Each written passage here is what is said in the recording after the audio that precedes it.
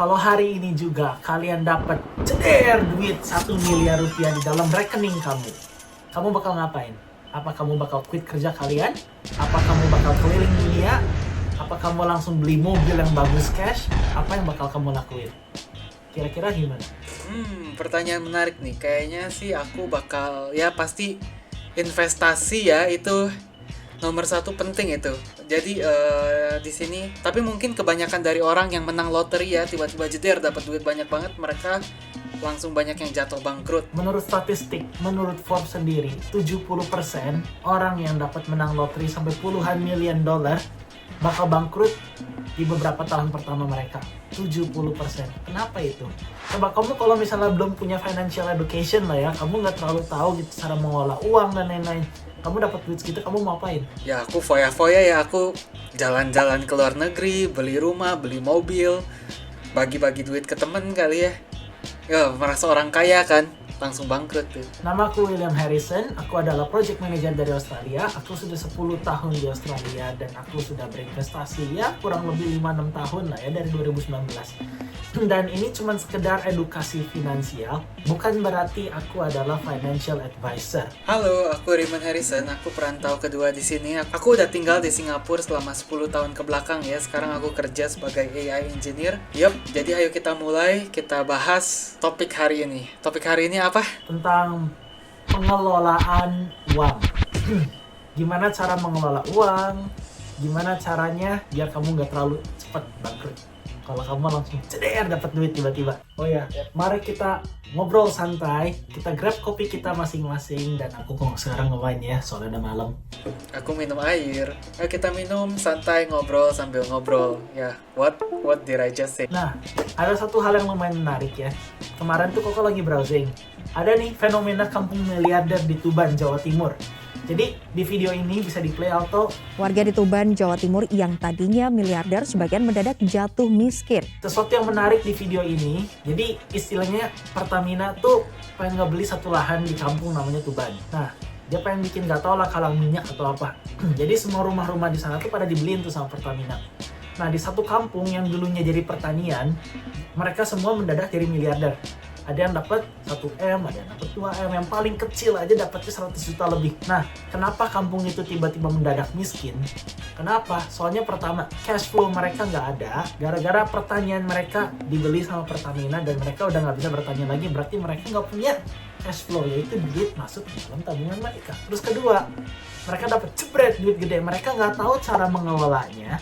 Gara-gara mereka nggak tahu cara mengelolanya, mereka langsung beli mobil Avanza baru, langsung beli mobil ini, langsung tiba-tiba jalan-jalan ke luar negeri. Bangkrut semua. Kenapa? Mereka nggak tahu caranya mengelola duit itu. Jadi mereka ya bangkrut. Menarik. Oke, jadi pertama yang aku mau ngejelasin itu, untuk mengelola duit di video ini aku, bukannya berarti aku paling pinter atau gimana. Cuman ini yang aku tahu berdasarkan membaca banyak buku kayak Intelligent Investor. Terus kayak Lean Startup Method, terus Think and Grow Rich, itu udah aku bacain bolak-balik semua udah gua bacain. Terus ada beberapa buku finansial lainnya yang aku baca, dan audiobook yang 10 jam aku dengerin di pabrik daging. Tuh, hasil buruh. Tuh, bisa dicek di video lama aku, seorang buruh yang menjadi miliarder di Australia. Nah, jadi aku mau ngejelasin sedikit konsepnya. Aku juga bakal bikin lah video tutorial investasi 101. Bukan berarti aku seorang investasi handal, jago, aku juga bisa salah. Cuman ini yang aku pelajari lah dari buku, aku bakal rangkumin lagi, bukan berarti aku yang paling jago. Kenapa orang miskin itu hidupnya lebih mahal daripada orang kaya? Sebenarnya kalau dipikir ya itu gak masuk akal ya, kayak orang miskin ya hidupnya ya harusnya lebih murah gitu. Apa? Ini sesuatu yang aku belajar di JC di waktu aku SMA di Singapura ya. Dan ini juga walaupun counter intuitif, tidak intuitif ya, kayak kesannya kayak apa sih? Harusnya kebalikan, tapi enggak, ternyata seperti itu. Dari sehari-hari aja. Shampoo, kamu beli 2 liter yang harganya gede, ternyata kalau dibikin 1 liter kan jauh lebih kecil. Dibanding apa sih Pantene sasetan yang kecil gitu, mending beli 2 liter lah. Yap, jadi cost of living-nya mungkin lebih mahal karena pertama orang yang kaya, mereka punya cash yang cukup untuk yang kita sebut bulk buy ya. Kita mau beli susu yang kayak Koko saya sudah sebut ya, Kalau orang kaya bisa beli promosi kan, biasa apa 2 botol 1 liter beli 2 liter ada promosi gitu, $5. Kalau beli 1 liter $3 gitu. Cuman jangan salah, plus 62 mereka pasti punya caranya sendiri. Kalau misalnya pentin tinggal dikit diisi air dikocok-kocok jadi lagi. Aku sampai sekarang juga masih gitu. Tapi ya, apa susu misalnya 1 liter $3, 2 liter $5 gitu. Bisa save $1. Karena orang miskin itu duitnya nggak ada pada awalnya untuk bulk buy, untuk beli dengan ukuran yang lebih besar. Jadi mereka beli susu yang 1 liter. Tapi harganya lebih mahal, $3 per liter dibanding kalau beli 2 liter, $2,5 per liter. Ya, jadi food and groceries itu mereka karena lack of purchasing power akhirnya jatuh lebih mahal. Kedua, higher cost of basic services ya, bahkan basic services aja sebenarnya lebih mahal buat mereka, soalnya banking fee contohnya. Karena mereka income-nya kecil, mereka harus rely on gaji daripada misalnya punya credit card yang kita bisa kumpulin poin, dapat cashback dan lain-lain ya. Karena kita cuma mau rely dari gaji, mereka juga pengeluarannya ya gak bisa dipotong-potong kayak promosi-promosi cashback yang orang-orang punya credit card. Dan setidaknya kalau mereka punya credit card juga, mereka mau bayar cicilan credit card dan lain-lain, mereka suka mungkin bayarnya telat ya, soalnya nggak ada duit hari ini nih, nungguin gaji dulu, dan mereka dapat bayar telat, dapat penalti, keluar duit lebih banyak. Jadi orang miskin susah juga ya. Ketiga, rumah, housing ya. Kalau orang miskin mungkin mereka bukan punya rumah sendiri, tapi mereka rent out, mereka sewa, dan sewa ini sebenarnya long term, jangka lama, jatuhnya lebih mahal daripada beli rumah sendiri. Aku pun belum punya rumah sendiri. Ini, kok jelasin. Ini sangat menarik ya. Kalau misalnya kamu nyewa, kamu tuh ngebayar orang lain biaya bulanan atau biaya tahunan, nggak tahu kalau di Indo. Cuman di sini kan kita bayar rental per bulan ya. Kalau misalnya kamu punya rumah sendiri, meskipun kamu bayar KPR dan lain-lain, kamu tuh technically you're paying yourself. Kenapa kamu pay yourself? Pertama, rumah value-nya bakal naik ke depan, tergantung daerah ya, tergantung kondisi dan lain-lain, tergantung renov. Terus kedua, kamu tuh bakal dapet yang namanya equity. Jadi setiap kali kamu bayar, jadi kalau misalnya amit-amit nih ya, kamu tiba-tiba oh shit, aku perlu duit atau gimana, aku harus jual rumah. Meskipun biaya di awalnya lebih gede, bayar jebret nih, oh ya udah biaya awal lebih gede. Cuma begitu kamu KPR, kamu tuh dapat yang namanya equity. Begitu rumahnya dijual atau kamu bisa refinance, duit kamu yang pernah kamu bayar untuk equity rumah tersebut, belum termasuk interest ya, belum termasuk bunga. Kalau di sini ada yang namanya LMI, which is Lenders Mortgage Insurance dan lain-lain, itu duitnya bisa balik lagi kamu. Jadi kalau misalnya duitnya balik lagi kamu pas kamu jual rumah, jadi bakalan lebih mahal nyewa atau bakalan lebih mahal punya rumah sendiri. Meskipun biaya di awalnya lebih gede. Nah, itu dia. Dan juga kalau misalnya mereka cari tempat tinggal yang murah-murah gitu ya, kadang kan airnya suka bermasalah lah dan lain-lain, listriknya suka ngejepret gitu kan ya. Buat ngebetulin itu ya, buat ngebetulin hal-hal yang rusak-rusak kayak gitu, jatuhnya juga akhirnya lebih mahal gitu ya. Token listrik sih enggak ya, itu mah cuma bayaran doang sih. Udah gitu transportasi, mereka karena misalnya nggak punya mobil. Aku juga belum punya mobil sih, aku masih termasuk, aku juga bukan orang kaya ya, semoga bentar lagi kaya, amin. Belum kaya di Singapura. Kamu kerja di Singapura kaya nggak di Indo, Rey? Nggak tahu Kau kan juga belum kaya deh di Australia. Aku sewa kamar segini juga udah mahal banget ya, bisa dicek ke pengeluaran orang di Singapura rata-rata berapa, udah dibikin videonya. Tapi ya aku juga masih nyewa gitu ya. Tapi misalnya ya, kalau transportasi ya, kita kalau misalnya punya mobil itu lebih akhirnya bisa jatuh lebih irit daripada kita bayar Grab tiap kali ya, bayar Grab. Atau enggak kalau kita beli mobil yang lebih murah gitu. Kita beli mobil yang lebih murah tuh akhirnya engine-nya rusak lah, ininya rusak, reparasi akhirnya jatuhnya lebih mahal juga. Asuransi mobil mungkin nggak ada, kejeduk dikit gitu, bayar 100 juta kan nggak lucu gitu ya.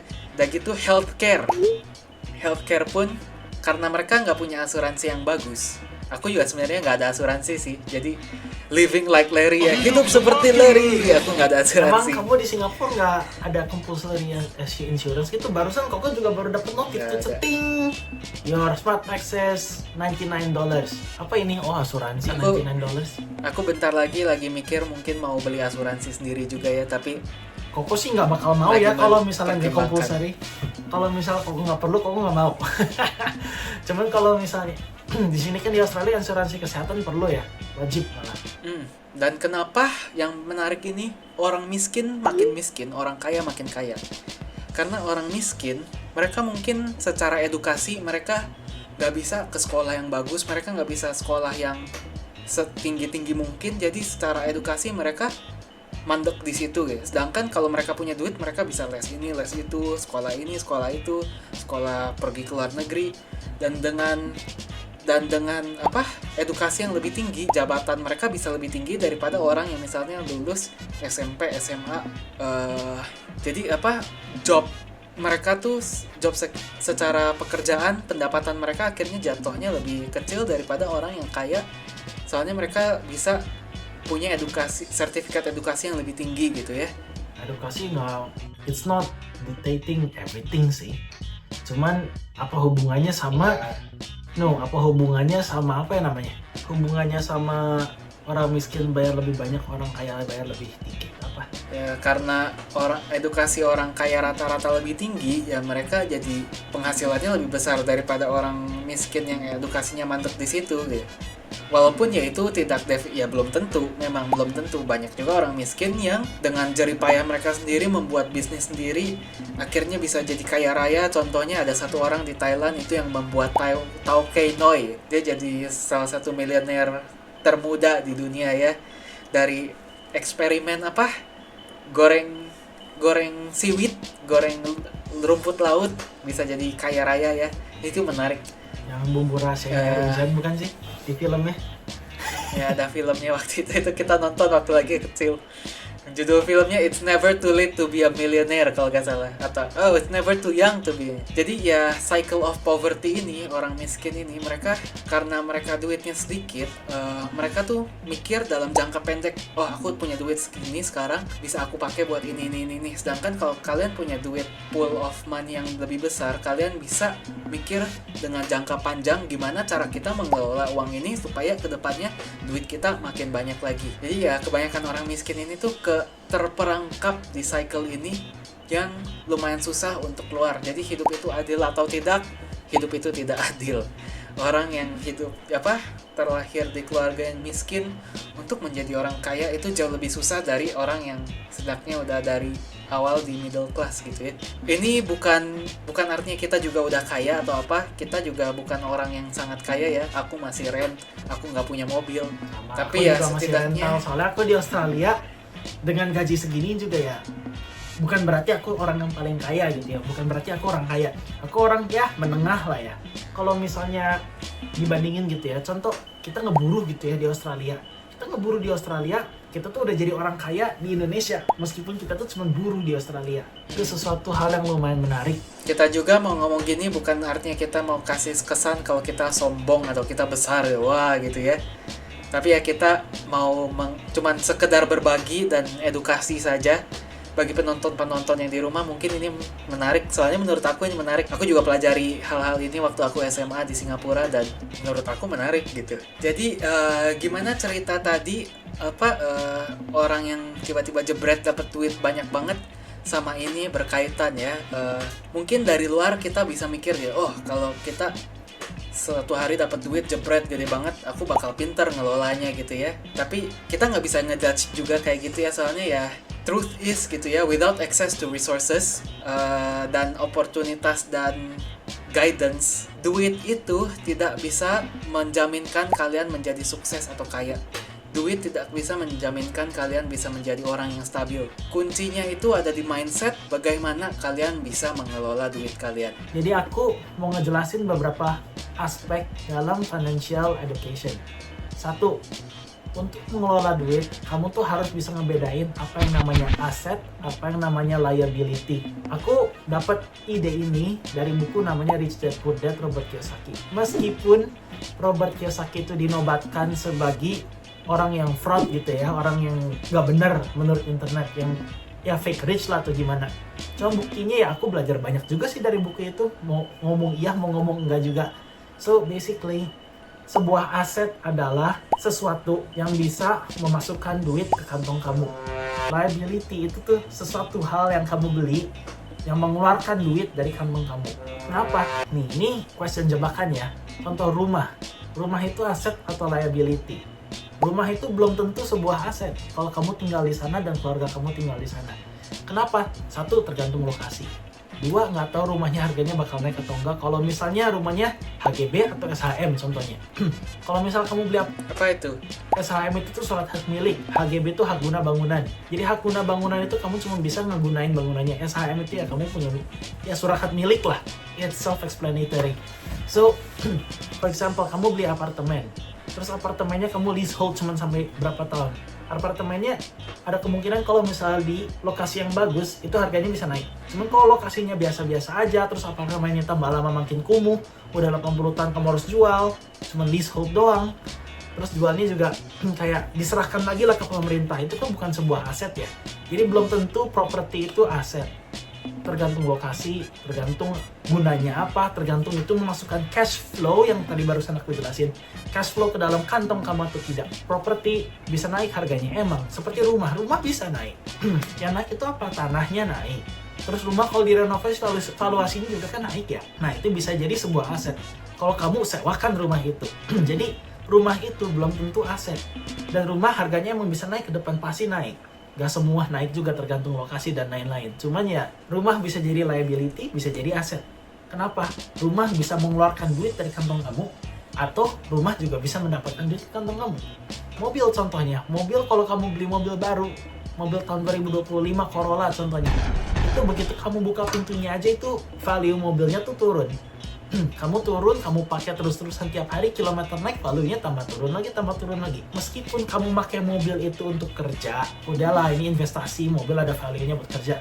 Itu aset atau liability? Itu liability, jelas. Kenapa liability? Soalnya mobil itu value-nya bakal turun. Terus kamu harus ya service lah, inilah.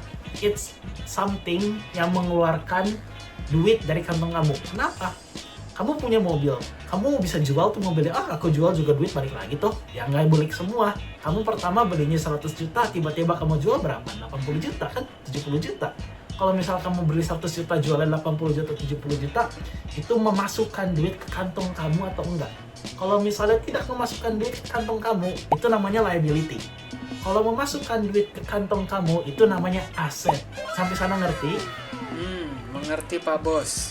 Nah, sekarang Koko jelasin yang namanya aset. Aset itu tuh satu barang yang kamu beli, cuma memasukkan duit ke kantong kamu. Ada dua tipe aset, ada yang liquid, ada yang illiquid. Yang gak liquid itu tuh aset yang dilikuidasikan menjadi rupiah atau menjadi dolar, itu lumayan susah. Aset yang liquid itu tuh aset contoh seperti saham, indeks, komoditi. Itu kamu beli 3-5 hari bursa langsung ngejual. Nah itu lumayan liquid, semi liquid lah. Terus pasar uang 3 hari kerja beres, keluar cair. Nah itu liquid. Kenapa instrumen-instrumen yang tadi kau sebut kayak indeks, saham dan lain-lain itu aset? Soalnya dalam jangka panjang, cuman tergantung sahamnya ya.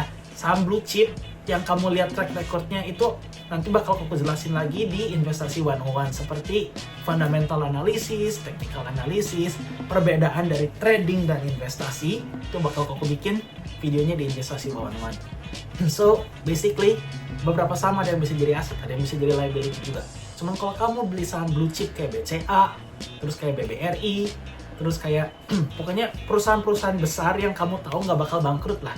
Dan kamu lihat dari track record 5, 10, 15 tahun yang lalu, value-nya tuh naik. Nah itu adalah sebuah aset. Kenapa kalau misalnya kamu investasikan ke saham blue chip yang tahu track record-nya emang bagus, itu bisa membuat kamu lebih kaya. Jadi duitnya kamu taruh di dalam saham dan ya bisa dikelola lagi beberapa tahun meskipun naik turun, cuman rata-ratanya on average on average naiknya itu tuh pasti naik. Jadi kamu kalau diemin tuh di saham selama 5 tahun, 10 tahun, 15 tahun, investasi itu tuh long term ya, bukan short term. Short term buy and sell itu trading. Investasi itu buy and hold. Jadi ya kamu belilah aset seperti saham, terus seperti emas contohnya. Emas itu aset. Kenapa? Meskipun harganya naik turun, cuman dalam jangka panjang pasti naik. Jadi emas itu aset. Kenapa? Soalnya supply-nya limited, cuman demand-nya unlimited. Itu adalah sebuah aset. Jadi sekian lah ya perbedaan dari aset dan liability. Contoh bisnis. Bisnis bisa jadi aset, bisa jadi liability juga.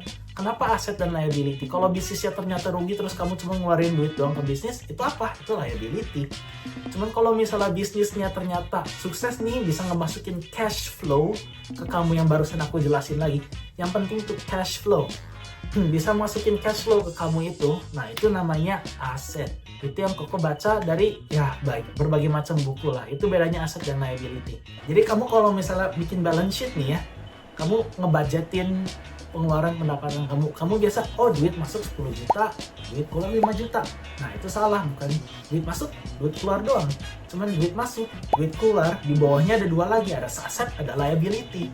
Kamu harus tahu mana aset kamu, mana liability kamu. Kamu harus memperbanyak aset kamu dan mengurangi liability kamu. Itu caranya mengelola duit 101, basicnya. Mengetahui apa itu aset, apa itu liability. Jadi itu salah satu cara biar kita bisa ada yang namanya financial literacy ya. Biar misalnya kalau kita dapat duit gede, nggak kayak kampung yang itu langsung bangkrut semua gitu. Soalnya kalau kita bahas juga ya, kenapa mereka bisa bangkrut tiba-tiba, banyak banget mereka bisa bangkrut. Pertama, mereka yang namanya sudden wealth syndrome. Tiba-tiba mereka dapat duit banyak banget, ini mau dipakai apa? Dipakai foya-foya. Mereka nggak pernah foya-foya sebelumnya, pakai foya-foya. Atau enggak ada yang kadang, aduh aku punya duit sebanyak ini jadi stres. Karena stres gak tahu mau ngapain, poor decision making kan. Tiba-tiba, wah kaget mendadak kaya. Terus, nah itulah. Ya, itu sudden wealth syndrome. Kedua, lack of financial literacy ya. Jadi karena mereka nggak tahu cara mengelola duit, mereka benar-benar nggak tahu, mereka ya overspending, poor investment, terus jadi banyak kena tipu lah, duitnya berkurang terus juga. Ketiga, mereka ada yang namanya pressure from others ya. Jadi kalau misalnya kita menang loteri, orang-orang tahu, oh si Rimen banyak duit nih sekarang nih, bagi dong gitu. Karena orang, ya kita kan temen gitu ya, setidaknya kasih dikit lah duit. Nah, pressure ini juga bisa membuat orang itu makin dan makin mengeluarkan duit, liability-nya makin banyak, asetnya makin berkurang. Dan juga ada yang namanya lifestyle inflation, di mana mereka tiba-tiba merasa kaya, lifestyle mereka berubah, tapi mereka nggak tahu cara mengolah duit itu. Dan seremnya, kalau lifestyle kalian udah naik ya, Nuruninnya udah susah. makin mahal, nuruninnya susah. Jadi ya, kalau misalnya kalian tiba-tiba kaya, setidaknya jangan terlalu naikin lifestyle kalian jadi mewah banget gitu. Soalnya udah mewah, hangout sama orang-orang mewah, tiba-tiba kalian duitnya habis. Gengsi dong kalau tetap gak bisa ngeluarin duit, pinjem duit kiri, pinjem duit kanan biar tetap terlihat kaya gitu kesannya ya. Ya bangkrut juga gitu. Jadi ya gimana caranya kita avoid pitfall ini? Itu yang tadi udah dibahas Koko ya. Kita harus bisa mengelola duit, kita harus edukasi diri kita sendiri, kita juga harus maintain budget plan for long term ya. Long termnya gimana, ini duit mau dipakainya gimana. Dan sebelum kita bikin suatu decision yang impromptu gitu ya, oh aku mau beli mobil nih, aku lagi kaya nih, pikir dulu gitu, large purchases ini apakah ini masuk ke aset atau liability. Kalau ke liability mending ditunda dulu gitu ya. Mending kita perbanyaklah aset kita dengan duit yang kita punya ya. Dan kalau misalnya benar-benar gak tahu mau ngapain duit ini, carilah professional advice ya. Kita cari financial advisor. Kita bukan financial advisor, tapi ya Pengalaman pribadi lah. konsultasi ke mereka yang benar-benar profesional financial advisor yang memang itulah pekerjaan mereka. Itu lebih baik. Jadi oke, tadi topik nomor pertama kita ngomong tentang aset dan liability ya. Sekarang topik kedua kita mau ngomongin tentang Oke, jadi aku mau masuk ke poin nomor 3, yaitu beberapa rencana yang bisa dilakukan kalau misal aku tiba-tiba jebret, belum punya duit apa-apa, tiba-tiba dapat duit 1M. Jadi pertama, kalau misalnya contoh Koko belum tahu apa-apa nih tentang financial literacy. Koko yang bakal Koko lakuin, Koko diemin duit 1M itu di dalam ATM Koko, atau enggak Koko tarik cash. Kenapa? Soalnya kalau misalnya Koko taruh diemin di ATM kayak gitu aja, kena bank, kena apa sih? Kena admin bank, meskipun nggak banyak-banyak, cuman ketarik terus ya. Koko bakal coba tarik cash, terus Koko taruh dulu di mana, di safety box atau kayak gimana. Dan Koko diemin aja duitnya, anggap gak ada. Out of mind, out of sight. Jadi Koko diemin duitnya, anggap gak ada, dan kamu selama setahun pertama kamu setelah dapat duitnya, kamu jalanin aja hidup sehari-hari. Kayak kamu masih lanjut kerja, kamu ketemu teman seolah-olah kamu bokeh, padahal kamu habis dapat duit tiba-tiba jepret 1M gitu ya. Halo, apa kabar? Ngopi-ngopi biasa. Jangan gembar-gembor juga ya kalau kamu. Iya, jangan gembar-gembor dulu. Kamu diemin aja, simpan duitnya di safety box, diemin. Hiduplah sehari-hari sampai kamu tuh terbiasa hidup biasa dengan duit 1M itu, tanpa kamu tahu kamu tuh emang tiba-tiba mendadak kaya. Jadi ya kamu jalanin lah setahun sampai kamu udah lumayan biasa sama punya duit segitu. Udah kamu sudah lumayan terbiasa dengan duit segitu, kamu mulai cari peluang. Cari contoh peluang investasi, harus investasi kemana? Ke emas kah? Ke saham blue chip kah? Ke usaha kah? Kemana kah? Kira-kira duit segini tuh bisa diapain? Tanpa gembar-gembor kemana. Cuman tahun pertama kalau kamu belum tahu apa-apa, kamu ya research harus dalam-dalam. Terus kedua, ada berbagai macam strategi yang aku mau jelasin. Salah satunya, strategi pertama itu dollar cost average. Jadi dollar cost average itu tuh nabung konsisten ke satu aset atau ke beberapa aset yang kamu emang percaya dan kamu punya conviction ke dalam aset itu. Contohnya, ada dua tipe. Satu, diversified folio. Dua, ada single concentrated asset class position. Jadi, kalau misalnya kamu masih muda dan kamu emang penasaran mau nyoba, kamu bisa yang namanya single concentrated asset class position.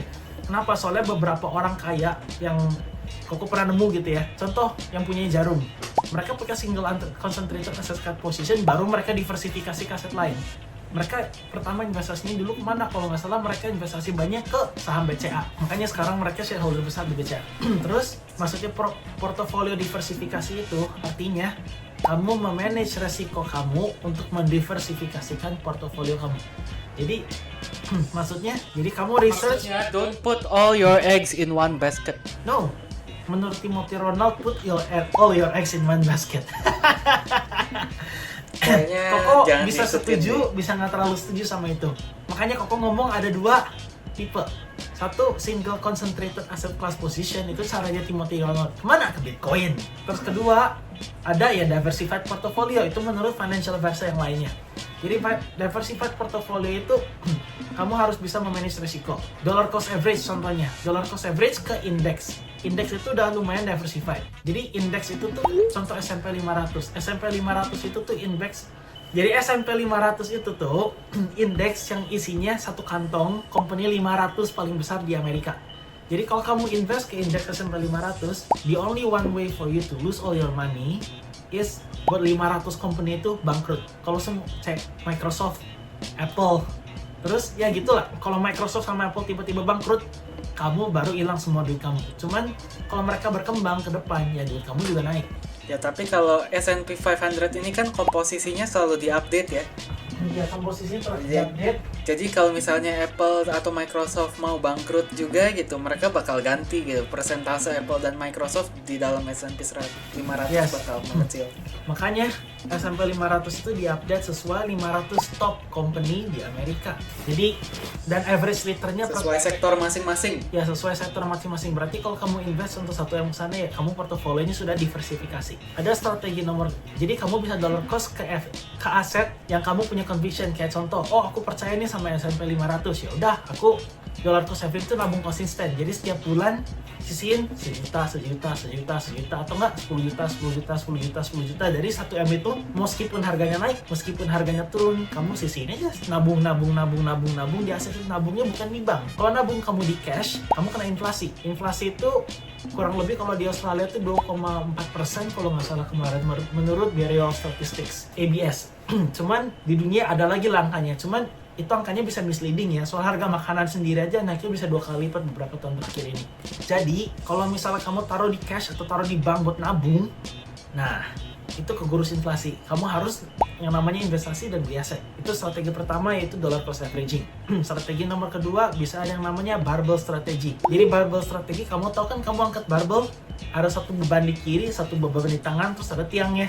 Barbell, ngerti nggak? Ya. Jadi di sebelah kiri itu aset yang low risk, low reward, kayak pasar uang, reksadana. Di bibit tuh bisa dibeli, reksadana pasar uang. Yang di sebelah kanan, barbelnya itu tuh high risk, high reward, kayak satu cryptocurrency.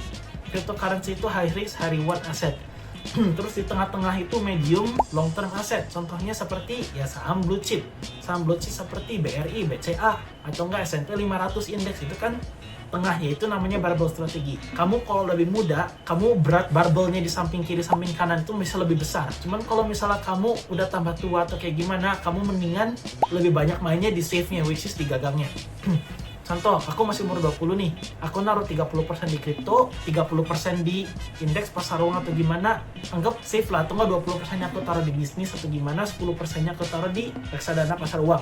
Terus si barbelnya, yang 40% itu lebih ke saham-saham kayak indeks, S&P 500 dan lain-lain, itu di gagangnya. Itu namanya barbell strategi, sesuai dengan toleransi resiko kamu. Strategi nomor 3, ini yang aku bakal kerjain secara detail ya. Kalau misalnya tiba-tiba jebret, aku dapat 1M di tabungan kamu, di tabungan Koko, terus tiba-tiba ya Koko nggak tahu harus ngapain.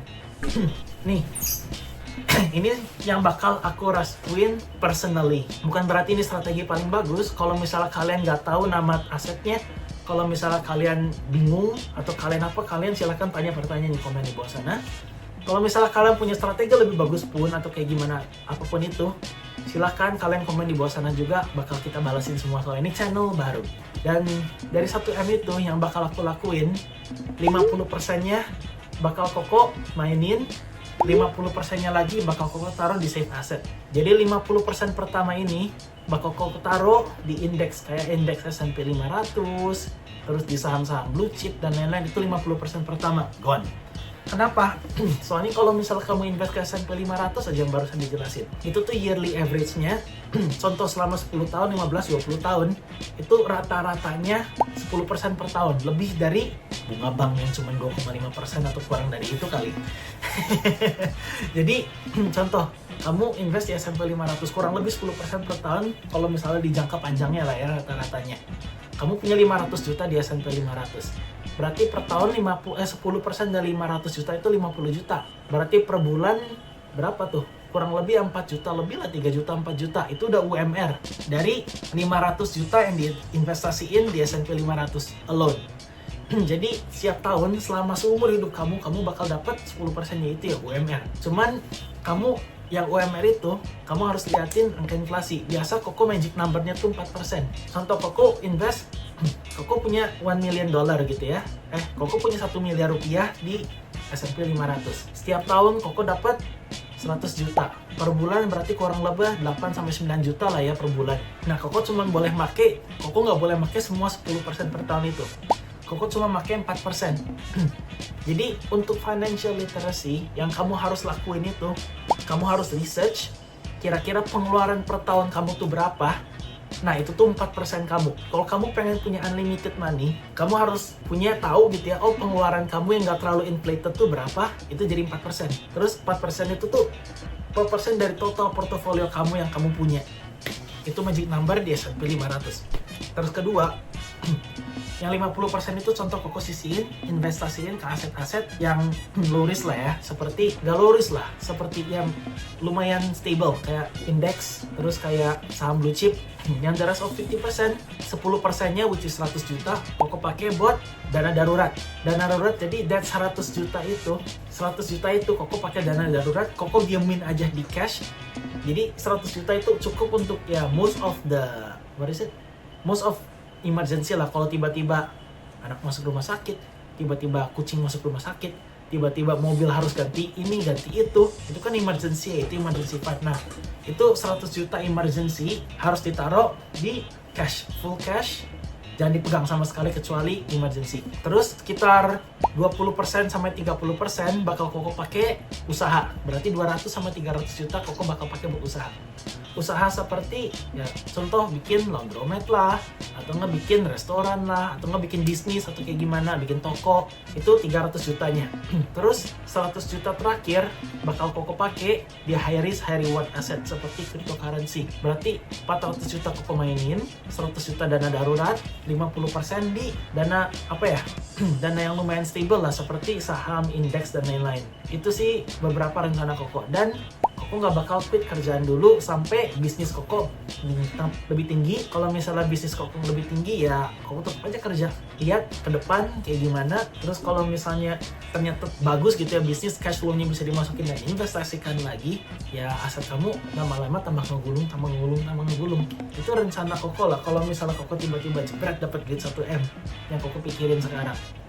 Cuman kalau Koko nggak tahu gitu ya cara investasi, cara ini, cara itu, ya Koko bakal taruh di safety box, diamin setahun sampai Koko kepikiran Koko mau ngapain, sampai Koko terbiasa dengan duit segitu. Oke, menarik ya. Jadi kalau misalnya kalian ada yang mau nambahin apa atau apa, silahkan komen di bawah ya. Kami Ngopi Merantau, kami mau membawa perspektif orang luar kepada orang Indonesia. Sekian dan terima kasih yang subscribe. Amin kaya raya. Bye-bye. Hey, jangan skip dulu video ini. Percaya nggak kalian kalau aku bisa bikin kartu ini melayang ya? Kalau aku bisa, kalian harus janji subscribe ke channel-channel kami dan tonton video kami yang lainnya ya. Ayo kita lihat. Hey, melayang beneran ini. Sesuai janji.